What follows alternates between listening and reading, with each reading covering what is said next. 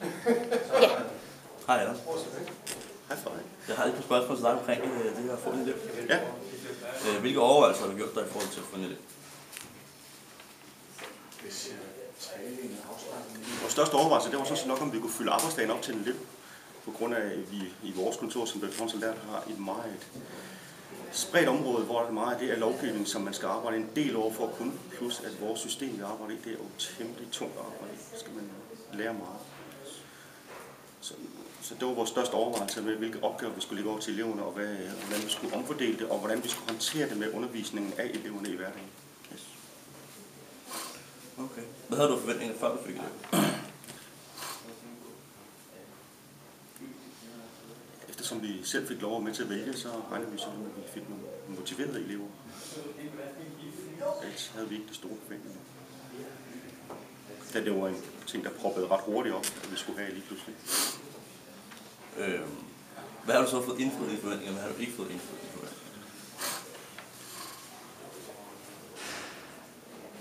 Jamen, vi har fået indfriet i hvert fald, at vi mener selv, at vi kunne få det til at fungere med at fylde arbejdsdagen ud. Og har givet eleverne en indsigt i, at visse steder, der skal man altså være skarp på fingeren, når man sidder og laver ting og sager. Man kan ikke bare sidde og lave ting halvt, fordi så kan det gå i gruelegab med folks løn og ting og sager. Men det vigtigste er nok, at vi har været i stand til at fylde hverdagen ud for en elev. Yes. Ser du som mere arbejde eller en hjælp ved at have fået en elev? For vores side kommer der det helt klart en mere arbejde. Det vidste jeg godt.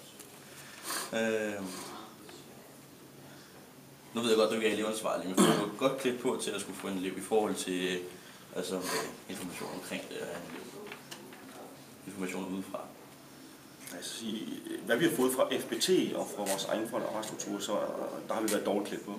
Men nu er jeg så heldig, at jeg selv tilbage i 2006 selv på kontorelever, tog kontoruddannelsen med organisationsspeciale, så jeg vidste en del om, hvad regler var, og man skulle være opmærksom på mod elever. Yes. Ved du, hvor du finder info omkring, hvad eleven skal igennem? Ja, det ved jeg godt. Okay. Både på statens hjemmeside og... Føler du, der er en rød tråd mellem skole og arbejdsgange? Daglig op?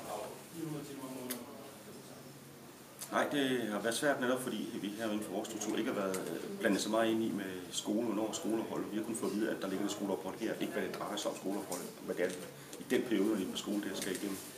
Så nej, der har det været svært at finde en rød tråd. Okay. Jamen, så siger jeg tusind tak. Velkommen.